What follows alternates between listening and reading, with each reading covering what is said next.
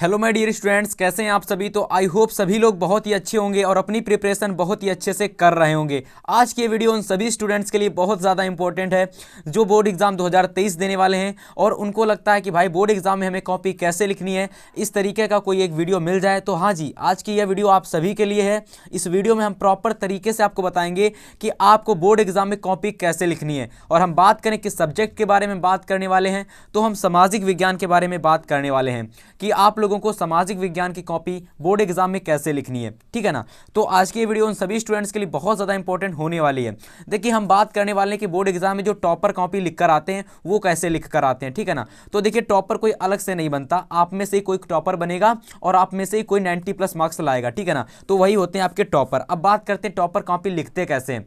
तो देखिए, topper copy लिखने से पहले वो लोग कुछ ना कुछ उन मिस्टेक को पकड़ लेते हैं जो उनको मिस्टेक नहीं करते हैं, ठीक है ना।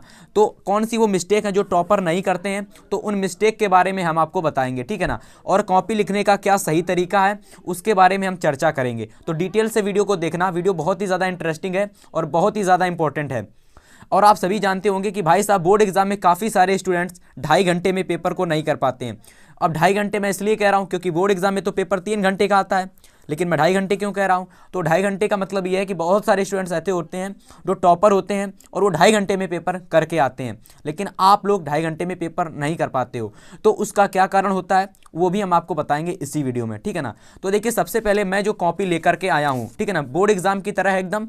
और बोर्ड एग्जाम में ऐसी ही कॉपी आ सकती है और बदल करके भी आ सकती है, लेकिन आपको क्या करना है, आपको समझना है कि कॉपी हमें लिखनी कैसे है। देखिए, सबसे पहले आपको बोर्ड एग्जाम में कॉपी आएगी तो आपको एग्जाम में क्या करना है, यहाँ पर देखिए सब चीज़ें लिखी होंगी कि आपको परीक्षार्थी का जो अनुक्रमांक है शब्दों में और आपको अंकों में दोनों में लिखना है, तो आप लिख देना एग्जाम में, वो आपको बता देगा एग्जामिनर, ठीक है ना। इसके बाद देखिएगा, ये सारी चीज़ें आपको एग्जामिनर बता देगा आपको कहाँ से कहाँ भरना है, ठीक है ना। तो इसके बारे में हम चर्चा नहीं करने वाले फिलहाल अभी के लिए, बाद में फिर कभी चर्चा करते रहेंगे। हम चर्चा करेंगे भाई एग्जाम में कॉपी लिखनी कैसे है। देखिए, ये कॉपी मैं लिख करके लाया हूँ आपके लिए, बेहद इंपॉर्टेंट है। और देखिएगा, यहाँ पर मैंने आपके जितने भी आप समझने का प्रयास करना, आपको एग्जाम में बहुविकल्पीय प्रश्न, लघुत्तरीय प्रश्न और दीर्घोत्तरीय प्रश्न कैसे लिखने हैं, इन सभी के बारे में हम चर्चा करेंगे डिटेल से एकदम, ठीक है ना। कि बहुविकल्पी, और आप सभी को पता होगा एग्जाम में कि सामाजिक विज्ञान में 20 बहुविकल्पीय प्रश्न आने वाले हैं, ठीक है ना। कितने बहुविकल्पी आएंगे? 20। और अति लघुत्तरी तो आ ही नहीं रहे हैं, उसकी जगह आपके लघुत्तरी बढ़ गए हैं और दीर्घोत्तरी बढ़ चुके हैं, ठीक है ना। अब देखिए, सबसे पहले समझने का प्रयास करना, ये मैंने आप लोगों का 2022 का एक सेट ले रखा है। ये आपका सेट है 825 CB। तो उसके जो क्वेश्चंस है ना, मैंने सॉल्व किए हुए हैं, ठीक है ना। तो समझने का प्रयास करना। सबसे पहले देखिएगा, आप लोगों को बहुविकल्पीय प्रश्न, तो देखिए बहुविकल्पीय प्रश्न आपको कैसे करने हैं। देखिए, सबसे पहले बहुविकल्पीय प्रश्न करने का बहुत ही अच्छा तरीका है कि भाई साहब, आप लोगों को सबसे पहले जो आपकी एग्जाम में कॉपी आएगी, ठीक है ना, जो कॉपी आएगी उसमें आप लोगों को देखना, सबसे पहले यहाँ पर आपको खंड दिया रहेगा। तो यहाँ पर खंड का दे रखा था पहले वाले पेपर में, जो 2022 में पेपर आता था उसमें खंड का दिया रहता था। लेकिन जो 2023 में पेपर आएगा ना, मॉडल पेपर के हिसाब से मैंने देखा कि उसमें आपका खंड आ पड़ा हुआ है। कौन सा खंड पड़ा हुआ है? आ पड़ा हुआ है। तो मैंने यहाँ पर खंड आ डाल दिया था, ठीक है ना। अब देखिए, मेरे पास मॉडल पेपर तो है नहीं, तो मैं आपको मॉडल पेपर से नहीं, 2022 के सेट से पेपर कैसे करना वो तरीका बता रहा हूं। और अगर आप इस तरीके से पेपर करके आएंगे, आपको आसानी से 5+ नंबर, यानी कि 10 से 15 नंबर आप यहां से इंक्रीज करके जरूर जाएंगे, ठीक है ना। 10 से 15 नंबर आप इंक्रीज कर ले जाएंगे, ये मेरा आपसे वादा है। देखिए, सबसे पहले आपको बहुविकल्पी प्रश्न में कोई झंझट ही नहीं है। सबसे पहले आपको इस तरीके से प्रश्न संख्या डाल करके बहुविकल्पी प्रश्न लिख देना है। और देखिए, जितने भी प्रश्न आपके हैं ना, उनको सभी को आपको इस तरीके से लिखना है कि जैसे प्रश्न संख्या 1 का गा नंबर सही है, तो आपको जो भी प्रश्न होगा, आपका जो भी ऑप्शन सही होगा, आपको उस तरीके से यहां पर लिख देना, ठीक है ना। स्क्रीनशॉट ले लीजिएगा। और देखिए, मैं आपके लिए बोर्ड एग्जाम के लिए बहुत सारे पेपर लेकर आ चुका हूं। देखिए, बहुत सारे पेपर। अब मैं आपको मैथ का पेपर कैसे करना है, फिजिक्स का पेपर कैसे आपको करना है, वो सारी के सारा आपको तरीका मैं बताने वाला हूं, जिससे कि आप मैथ, हिंदी, इंग्लिश, इन सभी में आप अच्छा स्कोर कर पाएं। और ये देखिए, सारी के सारे मैं पेपर लेकर आ चुका हूं आपके तैयारी के लिए, ठीक है ना। कुछ नहीं, आपके तैयारी के लिए लेकर आया हूं, बस आपको मेहनत करनी है और कुछ नहीं करनी है। सबसे पहले देखिए, बहुविकल्पी प्रश्न आपको इस तरीके से लिख लेने हैं। इसके बाद देखिए, आपके एग्जाम में आते हैं लघुत्तरीय प्रश्न, क्योंकि इस बार बोर्ड एग्जाम में अति लघुत्तरी तो आएंगे नहीं, तो भाई साहब एग्जाम में आएंगे लघुत्तरीय प्रश्न। अब जैसे कि समझने का प्रयास करना, जैसा कि समझने का प्रयास करना। जैसे कि यहाँ पर लघुत्तरीय प्रश्न आ गया है ना, तो बोर्ड एग्जाम में आपके एग्जाम में लघुत्तरीय प्रश्न आएगा और वो कितने नंबर का आता है वो आपको पता होगा कि मॉडल पेपर के हिसाब से, ठीक है ना। आप जिस भी बोर्ड से उस बोर्ड से आपको पता होगा। देखिए सबसे पहले आपको लघुत्तरीय प्रश्न करना कैसे, देखिए प्रेजेंटेशन समझना। प्रेजेंटेशन, जिसने प्रेजेंटेशन को समझ लिया कि लघुत्तरीय प्रश्न कैसे लिखना है, वो भाई साहब बोर्ड एग्जाम में अच्छे नंबर लाने वाला है। तो देखिए फिर जैसे कि यहां पर समझने का प्रयास करना। लघुत्तरीय प्रश्न आपका यहां पर प्रश्न नंबर 11 था, ठीक है ना। आपके बोर्ड एग्जाम में कुछ भी प्रश्न हो सकता है, तो उसको डाल करके यहां पर आपको इस तरीके से लिख देना। प्रश्न नंबर 11 है, आपके एग्जाम में प्रश्न नंबर 12 हो सकता है, ठीक है ना। तो यहां पर प्रश्न नंबर 11 दे रखा है। तो देखिए करना क्या है, सबसे पहले आपको इस तरीके से लिख देना है। देखिए कितनी अच्छी राइटिंग से लिखा हुआ है, ठीक है ना। इसी तरीके से, इसी ढंग से आपको बोर्ड एग्जाम में लिख कर आना है। और मेरी एक बात समझने की कोशिश करना कि जो भी आप आंसर लिखेंगे ना, उसको आपको भाई साहब बहुत ही अच्छे से इस तरीके से बीच बीच में आपको गैप छोड़ करके लिखना है। इस तरीके से बीच बीच में आपको गैप छोड़कर लिखते रहना है, ठीक है ना।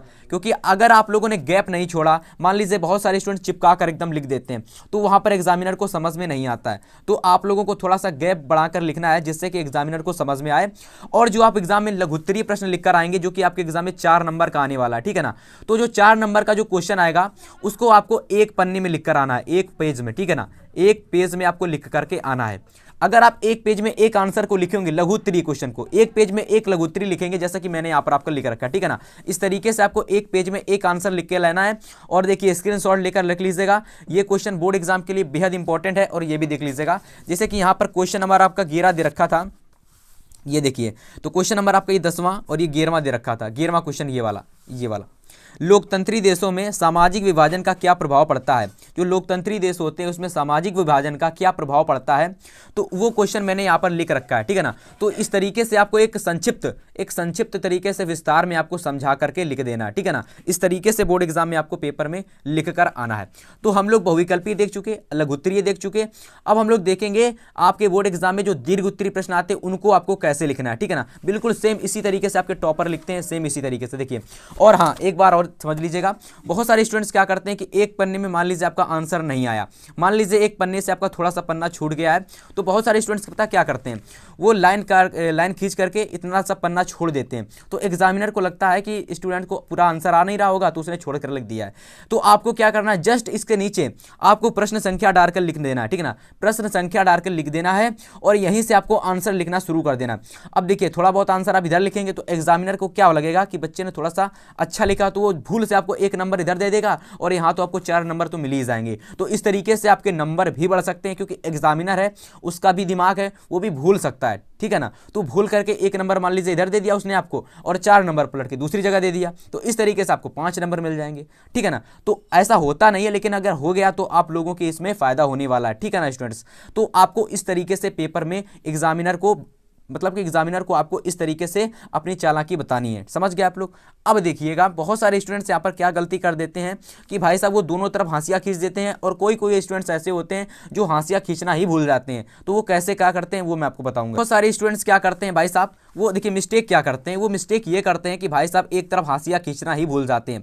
अब देखिए इसने कॉपी तो बहुत अच्छी लिखी, मान लेते कोई स्टूडेंट ऐसा है जिसने हांसिया नहीं खींचा है और उसने कॉपी बहुत ही अच्छी तरीके से लिखी है, लेकिन उसकी मिस्टेक क्या आई, उसकी मिस्टेक उसने ये कर दी कि उसने हांसिया नहीं खींचा। तो जब उसने हांसिया नहीं खींचा तो देखिए उसका जो आंसर है ना कितना छोटा सा लगने लगा। अगर वही ये हांसिया खींचता तो ये जितना भी लिखा हुआ है ना ये उसका नीचे आ जाता, तो यही आंसर थोड़ा सा बड़ा लगने लगता, ठीक है ना स्टूडेंट्स। तो आप लोगों को क्या करना है, आप लोगों को हांसिया खींचना है, एक तरफ हांसिया जरूर खींचना है, एक तरफ इधर साइड, ठीक है ना। जब आप एक तरफ हांसिया खींच देंगे तो ये रहेगा कि जो आप लोग लिखेंगे वो थोड़ा सा लॉन्ग आंसर बन जाएगा, थोड़ा सा बड़ा आंसर संक्षिप्त में हो जाएगा, और आपको यहाँ से 3 के जगह 4 नंबर मिल सकते हैं। जैसे कि यहाँ किसी एग्जामिनर ने आपको 3 नंबर दिया, तो उसने क्यों दिया, क्योंकि आपने छोटा लिखा है, और अगर आपको बड़ा आंसर लिखना है ना तो आपको हांसिया खींचना ज़रूरी है। समझ गई है मेरी बात। अच्छा, अब हम लोग बात करेंगे कि एग्जाम में आपको दीर्घ उत्तरीय प्रश्न कैसे लिख कर आना है, क्योंकि दीर्घ उत्तरीय प्रश्न आपके बोर्ड एग्जाम में आएगा 6 नंबर का। कितने नंबर का, 6 नंबर का आएगा। तो चलो देखते हैं सबसे पहले आपको दीर्घ उत्तरीय प्रश्न कैसे लिखना है। देखिए ये आपका दीर्घ उत्तरीय प्रश्न है, ये है आपका दीर्घ उत्तरीय प्रश्न। अब सबसे पहले हम बात करेंगे कि एग्जाम में दीर्घ उत्तरीय प्रश्न लिखकर कैसे आना है।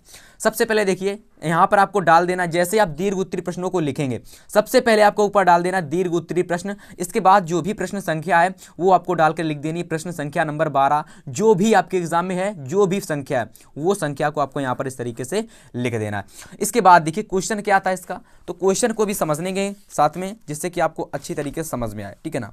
इस बार देखिएगा, इधर क्वेश्चन हमारा यहाँ पर दीर्घ उत्तरीय है कि किन्हीं दो देशों पर ध्यान केंद्रित करते हुए बताइए कि 19वीं सदी में राष्ट्र किस प्रकार विकसित हुए। तो मैंने ये वाला क्वेश्चन नहीं किया है, क्योंकि भाई साहब आपको मैं ऐसा क्वेश्चन बता रहा हूँ जिससे आपको एग्जाम में फुल मार्क्स मिले। तो देखिए अगर आप ये क्वेश्चन लिखेंगे तो हो सकता है भूल जाएं, क्योंकि आपने उतना नहीं पढ़ा है, लेकिन ये क्वेश्चन 100% सभी स्टूडेंट पढ़कर गए होंगे, सविनय अवज्ञा आंदोलन वाला। तो देखिए आपको एग्जाम में ऐसा क्वेश्चन लिख करके आना है जिसके बारे में आपने ज़्यादा से ज़्यादा पढ़ा है, ठीक है ना। तो बहुत सारे स्टूडेंट्स ने ये क्वेश्चन तो 100% पढ़ा होगा, सविनय अवज्ञा आंदोलन वाला। इसमें कहा गया कि सविनय अवज्ञा आंदोलन की सीमाओं पर संक्षिप्त टिप्पणी लिखिएगा, ठीक है ना। तो देखिए जितनी भी इसकी सीमाएं थी 3 से 4, वो सीमाओं पर आपको संक्षिप्त टिप्पणी लिख देनी है। सबसे पहली इसकी जो टिप्पणी है वो है सविनय अवज्ञा आंदोलन। इसमें आपको क्या लिखना है, तो इसमें आपको लिखना है कि जो सविनय अवज्ञा आंदोलन था, सविनय अवज्ञा आंदोलन वो कब प्रारंभ हुआ था, किसने प्रारंभ किया था, इसके प्रारंभ होने के क्या कारण थे, कारण तो नहीं लिखना है, लेकिन ये कैसे प्रारंभ हुआ, इसमें कौन कौन शामिल था, किसने प्रारंभ इसको किया, तो वो सारी चीज़ें आपको यहाँ पर लिख देनी है। तो देखिए मैंने क्या लिखा है, मैंने लिखा कि सविनय अवज्ञा आंदोलन का अर्थ है विनम्रता पूर्वक अवज्ञा कानून की अवहेलना करना, यानी कि विनम्रता पूर्वक किसी आज्ञा की या फिर कानून की अवहेलना करना। और सविनय अवज्ञा आंदोलन गांधी जी के आंदोलन की एक विशेषता रही है। तो इस तरीके से आप लोगों को लिख देना है, ये कब प्रारंभ हुआ वो भी आपको लिखना है, और ये कब खत्म हुआ वो भी आपको लिख देना है। इसके बाद देखिए आपको अगली टिप्पणी की डाल के क्या लिखनी है, यहाँ पर अगली टिप्पणी कि सविनय अवज्ञा आंदोलन का प्रारंभ, यानी कि जो आपका सविनय अवज्ञा आंदोलन था वो कब प्रारंभ हुआ था, ठीक है ना। तो वो सारी चीजें देखिए टिप्पणी करके लिखनी एग्जाम में, टिप्पणी मतलब पेपर में आपको टिप्पणी लिखनी है तो 3 से 4 टिप्पणी लिखिएगा। मैंने देखिए 3 से 4 टिप्पणी यहाँ पर लिख रखी है, जैसे कि ये टिप्पणी यहाँ से शुरू हुई और समझने की कोशिश करना, और ये टिप्पणी चलती चली गई यहाँ पर तक, यहाँ पर आपकी खत्म हुई, ठीक है ना। तो इसके बाद अगली टिप्पणी आपकी शुरू हुई कि आंदोलन की प्रगति, जो आंदोलन कब से प्रारंभ हुआ था, उसकी कब से प्रगति प्रारंभ हुई थी और ये कब समाप्त हुआ था, तो वो सारी चीज़ें आपको यहाँ पर लिख देनी है, ठीक है ना। तो आपका जितना बड़ा लिखेंगे आप लघु उत्तरीय प्रश्न, उतने ज़्यादा नंबर मिलने के आपके चांस रहेंगे, ठीक है ना स्टूडेंट्स, समझ गए आप लोग। अब देखिए इसके बाद आपको इसी तरीके से आपको हेडिंग बनाकर लिख देनी है, और लास्ट हेडिंग मैंने लिख रखी है इधर देखिएगा, आंदोलन के परिणाम, जो भी इसके परिणाम हुए थे तो वो लिख देने। तो देखिए मैंने एक परिणाम आपका लिख रखा है, आप लोग कम से कम यहाँ पर जो परिणाम होंगे ना वो कम से कम आपको 7 हेडिंग बनाकर लिखनी है। मैंने यहाँ पर 1 हेडिंग लिख रखी है, लेकिन आप लोगों को 6 से 7 हेडिंग लिखनी है, ठीक है ना। तो देखिए इसी तरीके से आपको लघुत्तरीय प्रश्न लिखने हैं, दीर्घ उत्तरीय प्रश्न लिखने हैं, और बहुविकल्पीय प्रश्न सारे के सारे एग्जाम में कैसे लिखने हैं वो मैंने आपको तरीका बता दिया है, ठीक है ना। और देखिए हाशिया खींचना है, और देखिए ये इस तरीके से आपको अंडरलाइन जरूर करनी है, इस तरीके से अंडरलाइन आपको जरूर करनी है। और ये जो हाशिया आपको लास्ट में खींचना है, हाशिया आपको पहले नहीं खींचना है। आपको 2.5 घंटे में पेपर कैसे करना है समझने का प्रयास करना, ये तो तरीका मैंने आपको बता दिया कि आप लोगों को पेपर कैसे करना है। अब देखिए समझने का प्रयास करना कि आप लोगों को 2.5 घंटे के अंदर पेपर को कैसे करना है। देखिए सबसे पहले आप लोगों को जो बहुविकल्पीय प्रश्न जो आएंगे आपके एग्जाम में, जो एमसीक्यू आएंगे, एमसीक्यू प्रश्न, उनको सबसे पहले आपको क्या करना है, उनको अगर आ रहे हैं आपको, अगर वो क्वेश्चन आ रहे हैं आपको तो वो कर देने, और अगर नहीं आ रहे हैं तो उसका, जैसे मान लीजिए प्रश्न संख्या 1 है, प्रश्न संख्या 1 है तो उसको डाल के आपको इस तरीके से लिख देना है। प्रश्न संख्या आपकी 2 है तो उसको डाल के आपको इस तरीके से लिख देना है।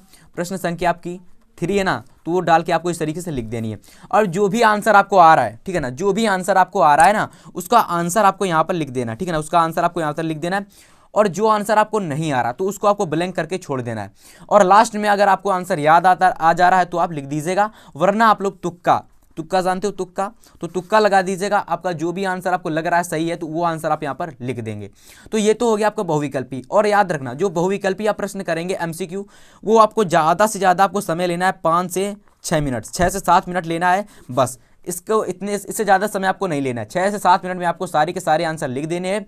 और जैसे आपके बहुविकल्पी प्रश्न कंप्लीट हो जाते हैं, इसके बाद आपको हाशिया खींचना है। बहुविकल्पी प्रश्नों में हाशिया खींचना है, और आपको यहाँ पर जो भी लफ्ज़र आप स्केच लेकर गए हैं उससे आपको अंडरलाइन करनी है। और अंडरलाइन एग्जाम में जरूर करके आनी है। बोर्ड का पेपर दे रहे हो, प्री बोर्ड का पेपर नहीं दे रहे हो, ठीक है ना, तो अंडरलाइन जरूर करके आनी है। मिस्टेक मत भूल जाना, और अंडरलाइन नहीं करोगे तो एग्जामिनर आपकी कॉपी को देखते ही आपके नंबर काटना शुरू कर देगा बस, ठीक है ना। तो सबसे पहले आपको क्या करना है, समय का विशेष ध्यान देना है। बहुविकल्पी प्रश्नों की बात हो गई। अब हम बात करने वाले हैं आपके, देखिए जैसे मैंने आपको बताया बहुविकल्पी प्रश्न करने का तरीका, उसी तरीका मैं आपको बताऊंगा लघुत्तरी प्रश्न करने का। देखिए सबसे पहले आपके एग्जाम में जो लघुत्तरी प्रश्न आएंगे, सबसे पहले आपको क्या करना है, लघुत्तरी प्रश्न डाल देना है, उसके बाद प्रश्न संख्या डाल देनी है, जो भी आंसर है ना उसको आपको लिखना शुरू कर देना है। आपको कहीं पर भी ये नहीं, आपको ये नहीं करना कहीं पर आपका मान लीजिए गलत हो गया तो आप लोग इस तरीके से काटने लगे, कहीं गलत हो गया तो इस तरीके से काटने लगे, मान लीजिए इधर यहाँ पर आपका उल्लंघन, मान लीजिए उल्लंघन ही लिख गया तो आप काटने लगे। ये तरीका आपको नहीं करना, काटना पीटना आपको नहीं है, और आपको साफ सुथरा लिखना है। और अगर कहीं गलती आपसे हो जाती है, मान लीजिए XYZ कहीं गलती हो भी गई,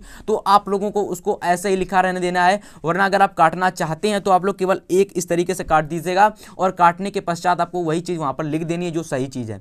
आपको ज़्यादा खिचर पिचर करने की जरूरत नहीं है, खिचर पिचर करेंगे तो एग्जामिनर आपके नंबर काट लेगा, नंबर नहीं काटेगा, लेकिन आपकी जो कॉपी होगी बहुत ही बदसूरत लगने लगेगी। इसलिए एग्जामिनर आपके नंबर आगे मिलकर के आराम से काटेगा, वो यहाँ तो नहीं काटेगा, वो आपकी कॉपी को अच्छे से चेक भी नहीं करेगा अगर आपने खिचर पिचर ज़्यादा की। ठीक है ना स्टूडेंट्स, तो सारी की सारी चीज़ें मैंने आपको बता दी, और मैंने आपको दीर्घ उत्तरीय प्रश्नों को करने का तरीका भी बता दिया। अब देखिए आपको क्या करना है, अब आपको बस तैयारी करनी है। आपको लघु उत्तरीय प्रश्नों को तैयार करना है, दीर्घ उत्तरीय प्रश्नों को तैयार करना है, और इसके बाद मैं जो कॉपी लाऊंगा ना वो मैं आपके लाने वाला हूँ, आपकी मैथ की कॉपी कैसे एग्जाम में आपको लिखनी है, और जिससे कि आप मैथ में भी अच्छे नंबर ला सकें। हर एक प्रश्नों को आप कैसे प्रेजेंटेशन कर सकते हैं, मैथ के जो छोटे छोटे प्रश्न होते हैं, बड़े बड़े प्रश्न होते हैं, बहुविकल्पी प्रश्न होते हैं, सारे के सारे प्रश्न आपको कैसे करने हैं, तो वो तरीका मैं आपको मैथ की जो वीडियो लाऊंगा उसमें बताऊंगा। तो आज की ये वीडियो आप सभी को कैसी लगी कमेंट करके जरूर बताइएगा। हम आपसे मिलेंगे नेक्स्ट वीडियो में, तब तक के लिए गुड बाय, गुड लक।